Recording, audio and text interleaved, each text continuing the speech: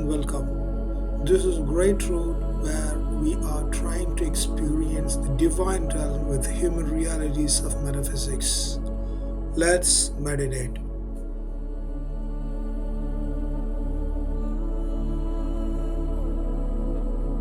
As the heart, so is the life. நம்முடைய இருதயம் எப்படி இருக்கிறதோ அப்படித்தான் நம்முடைய வாழ்வும் இருக்கிறது.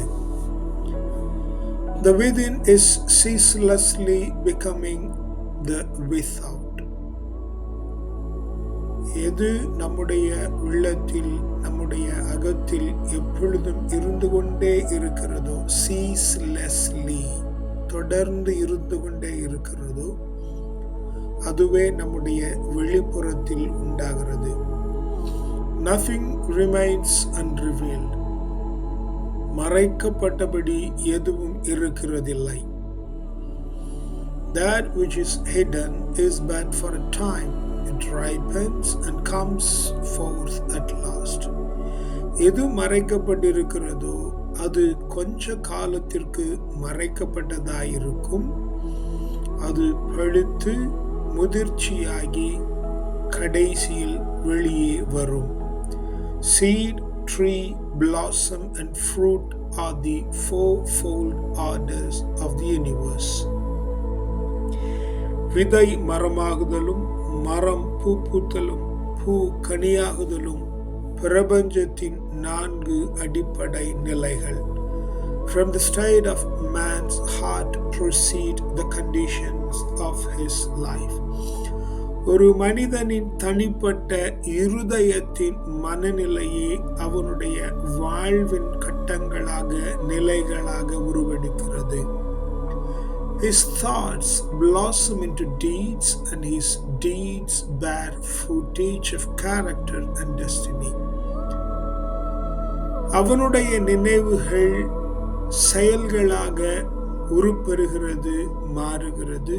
அந்த செயல்கள் அந்த நினைவுகளின் கனிகளாகவும் குணாதிசயங்களாகவும் வாழ்வின் இலக்காகவும் மாறிவிடுகிறது. Life is ever unfolding from within and revealing itself to the light.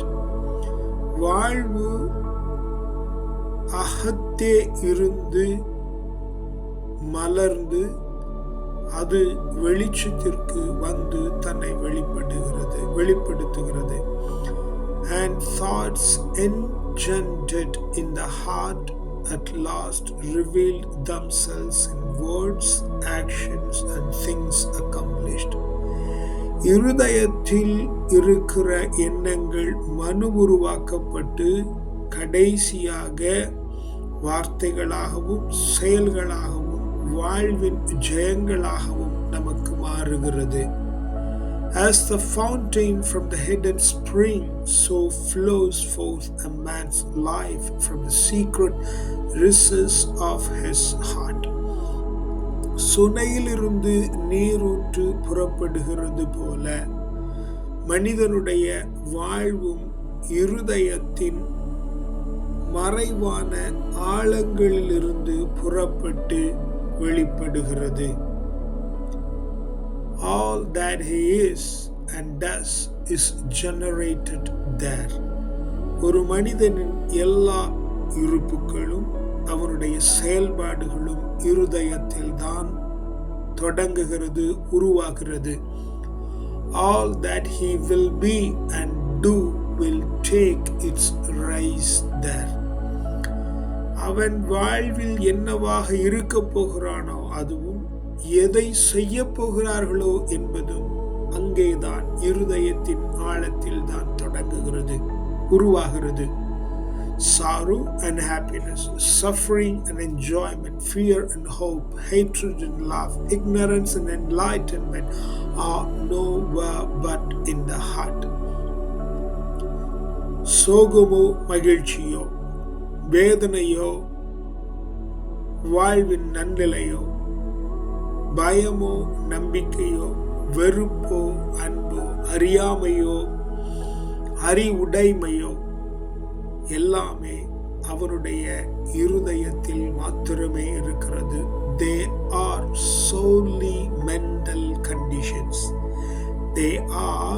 solely mental conditions. அது முற்றிலுமாக ஒரு தனி மனிதனுடைய மனநிலையே. Man is the keeper of his heart and watcher of his mind, solitary God of his citadel of life. மனிதன் தன்னுடைய இருதயத்தின் காவலாளியாகவும் தன்னுடைய எண்ணங்களின் மனநிலையின் கண்காணிப்பாளனாகவும் தன்னுடைய வாழ்வின் பக்கத்தில் அவனே மிகுந்த காவலாளியுமாக இருக்கிறான். As such, he can be diligent or negligent. அவன் அதை குறித்து தன்னுடைய பொறுப்புகள் காவலாளியாக இருக்கிறது, கண்காணியாக இருக்கிறது, அதை கருத்தாய் பார்த்து கொள்ளுகிறது. இவைகள் எல்லாவற்றிலும் அவன் he can be diligent or negligent. அதை குறித்து மிகவும் கவனமுடையவனாகவோ அல்லது கவனம் இல்லாதவனாகவோ இருக்க முடியும். He can keep his heart more and more carefully. நம்முடைய இருதயத்தை நாம் மிகவும் மிகவும் கவனமாக பார்த்து கொள்ள வேண்டும். He can more sternly watch and purify his mind.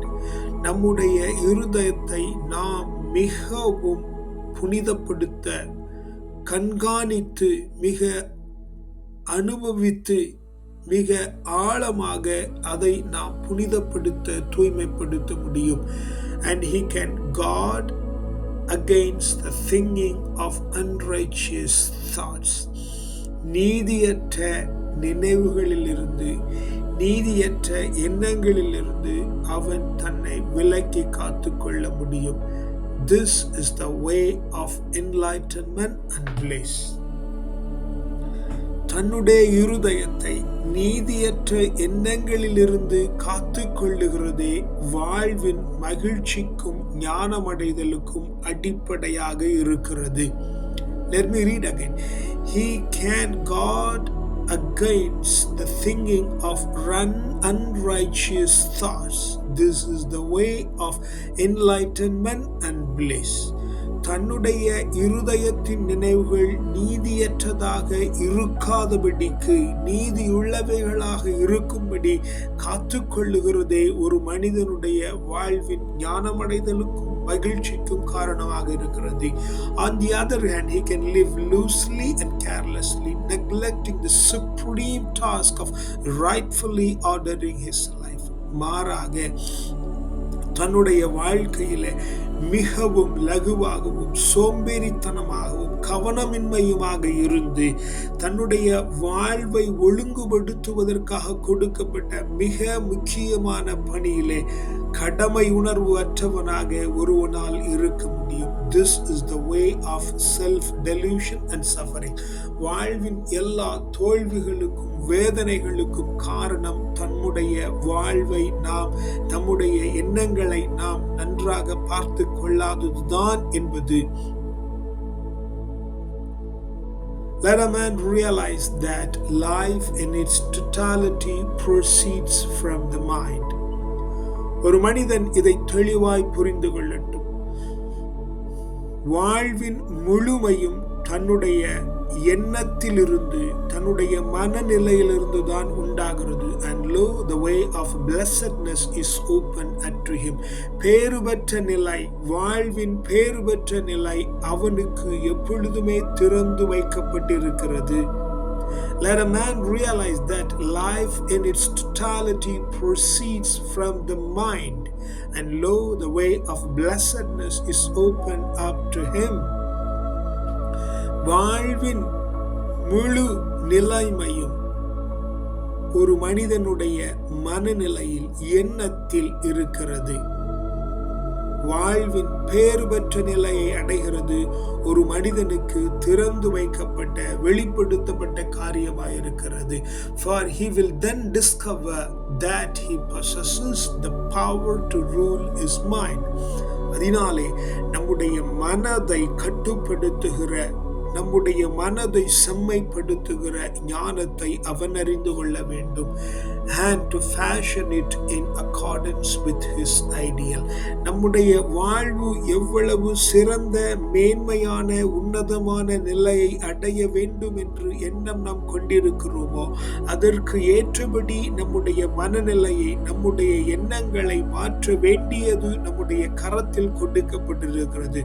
So will he elect to strongly and steadfastly walk those paths of thought and action which are altogether excellent. அதனால நம்முடைய வாழ்வின் மிக உன்னதமான நிலைக்கு செல்லும்படியாக நம்முடைய எண்ணங்களையும் நம்முடைய செயல்களையும் மிக உன்னதமான இடத்திற்கு கொண்டு போகும்படியாக நாம் நம்முடைய வாழ்வை அமைக்கும்படியான ஆற்றல் தரப்பட்டிருக்கிறது என்கிறதை நாம் நன்றாய் உணர்ந்து கொள்ள வேண்டும். So will he elect to strongly and steadfastly walk those paths of thought and action. எந்த நிலைமைக்கு, எந்த மேன்மையான நிலைமைக்கு நாம் செல்ல வேண்டும் என்று நினைக்கிறோமோ அந்த செம்மையான வாழ்வுக்கான எண்ணங்களையும் செயல்களையும் கொண்டவர்களாக நாம் இருக்க வேண்டும். To him life will become beautiful and sacred.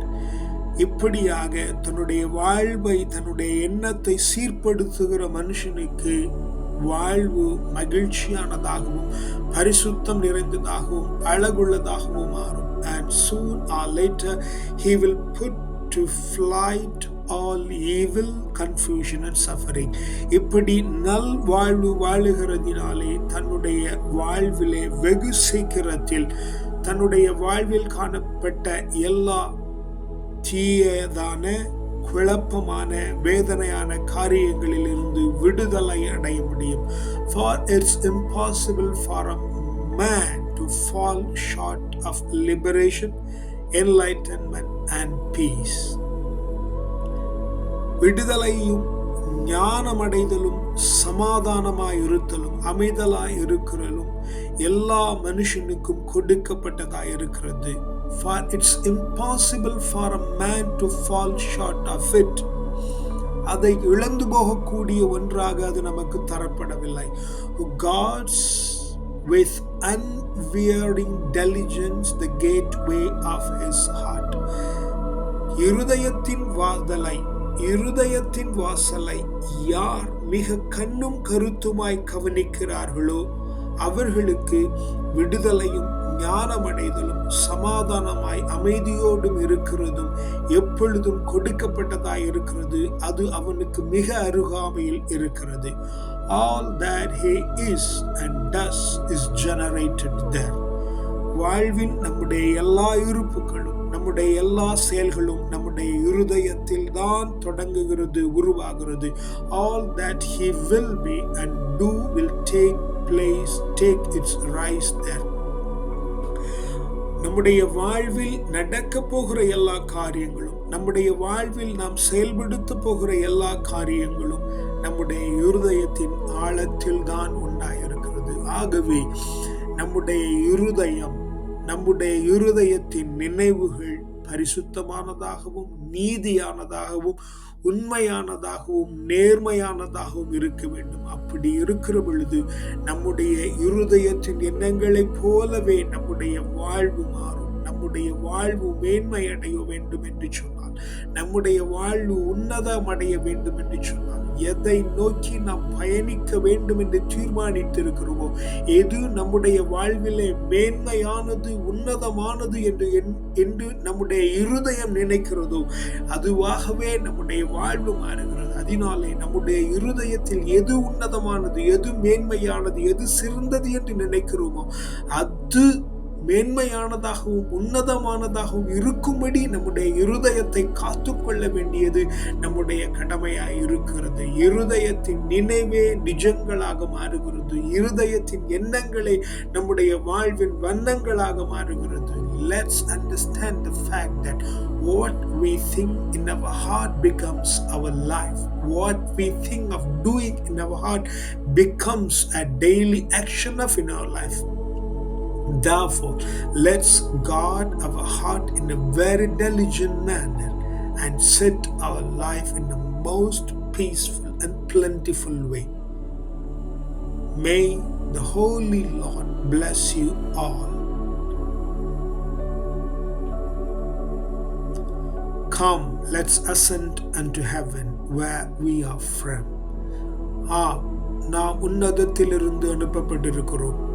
அந்த உன்னதமான இடத்திற்கு செல்லும்படியாகவே நாம் இந்த இடத்திலே இருக்கிறோம். நம்முடைய வாழ்வை மேம்படுத்தி இன்னும் உன்னதமான வாழ்வுக்கு நம்மை தயார்படுத்துவோம்.